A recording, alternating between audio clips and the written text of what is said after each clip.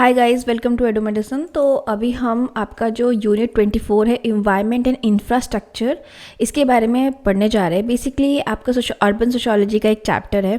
यहाँ पे urbanism and urban environment जो इंडिया में है या इन्वायरमेंट पे फोकस करके ये चैप्टर है, तो हम किस तरीके से इस पर काम करेंगे और क्या है ये, इसको समझते हैं। सबसे पहले आपको एक बात समझनी पड़ेगी कि जो फास्टेस्ट अर्बनाइजिंग कंट्री है ना, जहाँ पे 285 मिलियन यानी ऑलमोस्ट 27% जो पॉपुलेशन है वो अर्बन एरिया में रह रही है अकॉर्डिंग टू 2001 सेंसस। यानी भारत एक ऐसा देश है जहाँ पे बहुत ही फास्ट शहरीकरण हो रहा है और 27 यानी ऑलमोस्ट 30% मान लीजिए, और ज़्यादा ही हो गए होंगे क्योंकि ये 2001 का सेंसस है, यानी जनसंख्या गणना जब 2001 में हुई थी तो उसका डेटा है। अभी का किसी के पास करंट डेटा हो तो कॉमेंट कर दीजिएगा। मतलब करीब करीब 40% लोग तो अब शहरों में रह ही रहे होंगे। तो यानी इतने सारे लोग शहरों में रह रहे हैं और बहुत ही फास्ट जो है भारत का अर्बनाइजेशन हो रहा है। और ज़्यादातर जो लोग हैं या जो ज़्यादा शहरीकरण हो रहा है वो क्लास 1 सिटीज़ में हो रहा है, यानी 65% ऑफ टोटल अर्बन पॉपुलेशन जो है वो इस टाइप की क्लास 1 सिटीज़ में रहती हैं। क्लास के हिसाब से सिटीज़ को डिवाइड किया गया है। किसी को पता हो तो कमेंट में बताइएगा, अदरवाइज़ मैं जो नेक्स्ट वीडियो बनाऊंगी उसमें थोड़ा आपके लिए क्लियर कर दूंगी या मैं कमेंट में ही लिख दूंगी। तो कम से कम 65% जो टोटल पॉपुलेशन है वो इस तरीके की रह रही है। लेकिन प्रॉब्लम क्या है, जब एक ही जगह पे मान लीजिए कोई एक सिटी है और एक ही जगह का बहुत पॉपुलेशन कॉन्सेंट्रेट हो गई, तो यहाँ पे सबसे बड़ी दिक्कत क्या आएगी, इंफ्रास्ट्रक्चर का स्ट्रेस आएगा कि हम किस तरीके से इसका डेवलपमेंट करें कि एकदम से भीड़ भाड़ ना हो और सब लोग मतलब प्रॉपरली रह सके। ठीक है। उसके बाद अगर हम मिलियन प्लस सिटीज़ की बात करें जहाँ पे मिलियन लोगों से ज़्यादा रह रहे हैं, वहाँ पे हम देखते हैं कि 12 से वो 35 हो गई हैं 2001 में। बहुत पुराना डेटा है, आप खुद देखिए, सोचिए अभी करंट सिचुएशन क्या होगी, क्योंकि बुक थोड़ा ओल्ड डेटा पे है तो हमें उसी पे फोकस करना पड़ेगा। अगर किसी को न्यू डेटा पता हो तो कमेंट कर देना, तो अदर बच्चों की भी हेल्प हो जाएगी, और नहीं तो आप बताना तो मैं अलग से एक न्यू डेटा का बना दूंगी। बट आपको इतना मेंशन करने की ज़रूरत नहीं है, आप ओवरऑल लिख सकते हो। ठीक है, स्पेशली इग्नू का जब आप पेपर दे रहे हो, अदरवाइज़ कहीं और के लिए चाहिए तो हाँ, न्यू डेटा चाहिए आपको। उसके बाद अगर हम बात करें तो जो ये अर्बनाइजेशन हो रहा है वो भी रैपिड, जो शहरीकरण हो रहा है वो भी बहुत ही तेज़ी से, उसकी वजह से क्या क्या हमें प्रॉब्लम देखने को आ रही है कि स्लम्स बहुत ज़्यादा बढ़ गए हैं, क्राइम बहुत बढ़ गया है, प्रेशर ऑन रिसोर्सेज बहुत बढ़ गया है। मतलब थोड़ी सी ज़मीन है उस पर हज़ारों लोग रह रहे हैं। इन्वायरमेंटल डिग्रेडेशन बढ़ गया है, मतलब इन्वायरमेंट, एयर क्वालिटी का आप बार बार न्यूज़ सुनते होगे दिल्ली को लेकर कि दिल्ली की एयर क्वालिटी ख़राब है, पोल्यूशन बहुत बढ़ गया है। ये सारी इश्यूज़ अर्बन एरियाज़ में आ रही है। अब हमारे पास क्या क्या चैलेंजेस है इंडिया के अर्बन एरियाज़ में, शहरों में। सबसे पहले तो पॉपुलेशन ग्रोथ, बहुत ही भयंकर पॉपुलेशन ग्रोथ हो रहा है। आपको पता है कि हमने चाइना को सरपास कर दिया जब पॉपुलेशन की बात होती है, यानी हमारा वर्ल्ड में सबसे ज़्यादा पॉपुलेटेड कंट्री है, सबसे ज़्यादा जनसंख्या वाला देश है। और इसकी वजह से क्या हो रहा है, ओवर क्राउडिंग हो रही है सिटीज़ में बहुत भीड़ भाड़ हो चुकी है। और इसी की वजह से इंफ्रास्ट्रक्चर स्ट्रेस आ रहा है, यानी पानी की कमी है, इलेक्ट्रिसिटी की कमी है, हाउसिंग की कमी है, साफ सफाई की कमी है, ट्रांसपोर्ट की कमी है। अब दुनिया भर का पॉपुलेशन हो जाएगा। आप अभी देखिए महाकुंभ चल रहा था, क्या सिचुएशन हुई, मतलब करोड़ों लोग उमड़ गए थे महाकुंभ में जाने के लिए, स्टेशंस पे कई सारे भगदड़ मचे, वहाँ पे भी भगदड़ मचा। तो ये सब क्या दिखा रहा है कि हमारे देश में बहुत ज़्यादा पॉपुलेशन हो गई है और बहुत ज़्यादा जनसंख्या हो गई है। जब जनसंख्या इस तरीके से बढ़ेगी ना, तो जो इंफ्रास्ट्रक्चर है ना वो संभाल नहीं पाएगा, उसको इंफ्रास्ट्रक्चर को भी हमें डेवलप करना पड़ेगा साथ में, जो कि अभी उतना डेवलप नहीं है। साथ में क्या हो रहा है, एयर जो और वाटर पोल्यूशन है, सॉलिड वेस्ट इशू है, डिफॉरेस्टेशन है, ये सब भी बढ़ रहा है। यानी एयर पोल्यूशन का तो आप रोज़ ही सुनते हो कि दिल्ली की एयर क्वालिटी ख़राब है, और दिल्ली की ही क्या, बहुत सारे राज्यों की एयर क्वालिटी ख़राब है। वाटर पोल्यूटेड होते जा रहा है। सॉलिड जो वेस्ट निकल रहा है, जो हमारे घरों से कूड़ा निकल रहा है या इलेक्ट्रॉनिक वेस्ट निकल रहा है, उसको किस तरीके से हम उसका मतलब रिसाइकलिंग करें, क्या करें, उसकी भी हमारे पास कोई भी सोल्यूशन नहीं है। और इतनी ज़्यादा जनसंख्या होगी तो हम पेड़ों की कटाई करके ही ज़मीन बनाएंगे ना जहाँ पे लोग रह सकेंगे। और कहीं ना कहीं अर्बन की में क्राइम बहुत बढ़ता जा रहा है, जैसे कि स्लम्स होते जा रहे हैं, क्रिमिनल एक्टिविटीज़ होते जा रही हैं, क्योंकि इनइक्वालिटी बढ़ रही है। कोई अमीर वर्ग है वो अमीर होता जा रहा है और जो गरीब वर्ग है वो गरीब होता जा रहा है, इस तरीके से। अब अर्बनाइजेशन का, शहरीकरण का इन्वायरमेंटल क्वालिटी पे क्या फ़र्क पड़ रहा है या क्या इम्पैक्ट है, इसको हम देखते हैं। पहले आपको देखना पड़ेगा जो एयर क्वालिटी है वो बहुत सारे रीजंस की वजह से ख़राब होती है। हम फिजिकल इन्वायरमेंट की बात करें, हमारे आसपास जो इन्वायरमेंट है, आपको पता होगा, air, water and all, air quality ख़राब होती जा रही है। अब थोड़ा सा ना ये चैप्टर आपको टेक्निकल लग सकता है, तो देखिए अगर इससे क्वेश्चन आता है तो आप लिख सकते हो, अगर हल्का फुल्का भी आपने इन्वायरमेंट पढ़ा है और आसपास न्यूज़ पढ़ते हो तो। बट थोड़ा मैं यहाँ पे डिटेल में जाऊँगी, अगर आपको याद रहे तो अच्छी बात है, नहीं तो आप जर्नल आंसर भी लिख सकते हो, ठीक है। तो एयर पोल्यूशन क्यों होता है?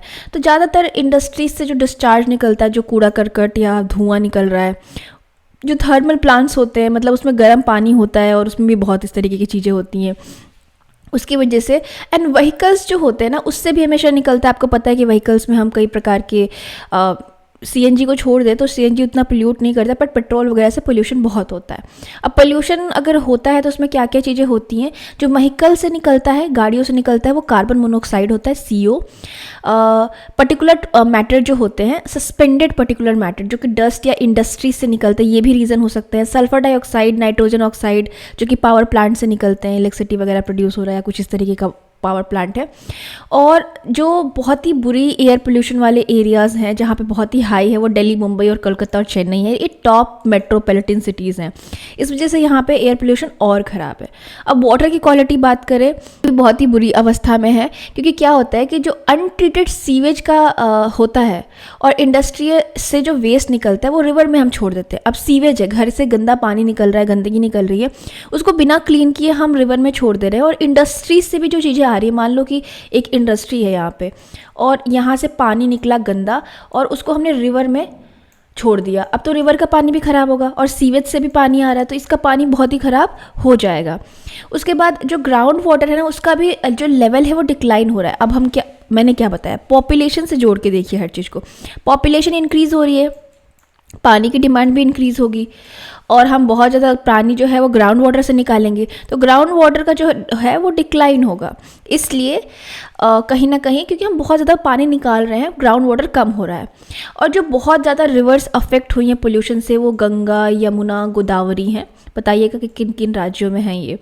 उसके बाद जो 84% इंडियन लोग हैं जो शहरों में रह रहे हैं, अकॉर्डिंग टू 1993 डेटा, उनके पास पानी थोड़ा मिल सकता है साफ़, बट फिर भी कहीं ना कहीं जो सप्लाई वाटर उनको जाता है वो उतना भी हम क्लीन नहीं कर सकते। अब देखिए 1993 का डेटा है, मॉडर्न डेटा उठाएंगे तो कितने कम लोगों को साफ़ पानी मिल रहा है, आपको खुद पता चलेगा।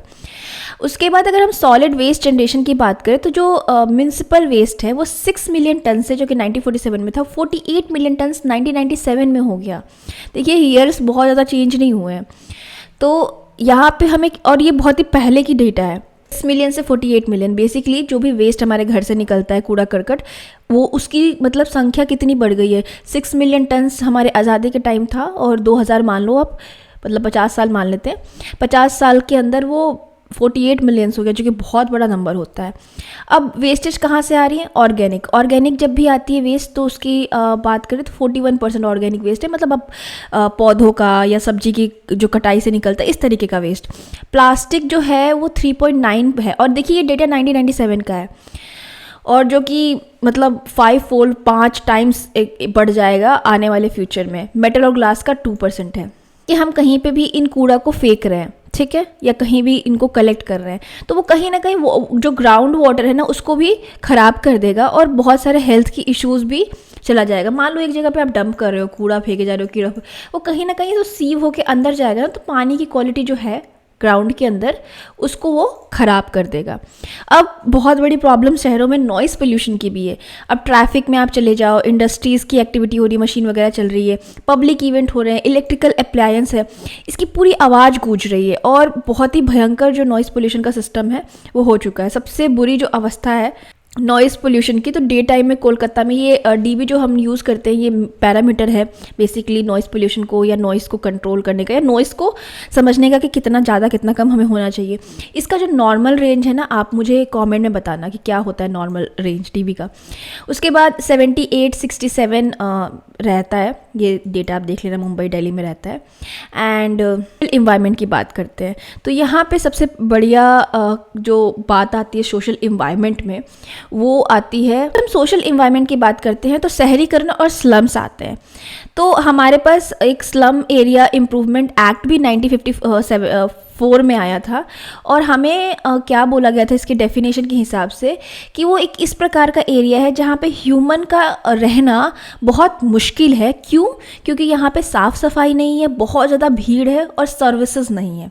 ठीक है, लेकिन पॉपुलेशन की ग्रोथ की वजह से स्लम्स की भी ग्रोथ होने लगी। जैसे कि मुंबई पर में अगर हम देखें, ये 2001 के डेटा के हिसाब से है, 38% जो था पहले था 1981 के अराउंड, फिर 2001 में हम देखते हैं कि वो 48% स्लम्स में रहने वाले लोग हो जाते हैं। कोलकाता में 30 से 32 हो जाते हैं, दिल्ली में 18 से 18.9, दिल्ली में ज़्यादा बढ़ा नहीं है, चेन्नई में 13 से 17 हो जाते हैं। धारावी जो है वो मुंबई में है, सीमा पर आपको कहीं ना कहीं एक स्लम एरिया मिल जाएगा। क्राइम भी बढ़ने लगा है सिटीज़ में, जिसमें theft, robbery, murder, cyber crimes, crime against women हमें देखने को मिलता है। चोरी, बहुत बड़ी बड़ी रोबरीज हो जाती हैं, मर्डर हो जाता है, cyber crimes, hacking and all, और वुमेन के प्रति भी। आईपीसी का जो डेटा था 2022, उसके हिसाब से दिल्ली में 14% अर्बन क्राइम हुए हैं, वहीं पे मुंबई में 8% और लुधियाना में को मिलता है कि 46.8% इंक्रीज़ है क्राइम में 2001 से 2002 के बीच में। और अगर हम साइबर क्राइम जो है आईटी एक्ट 2000 के हिसाब से देखें तो दिल्ली, महाराष्ट्र, कर्नाटका सबसे ज़्यादा साइबर ऑफेंस इन्हीं राज्यों में, इनकी सिटीज़ में, अर्बन एरियाज़ में हुआ है।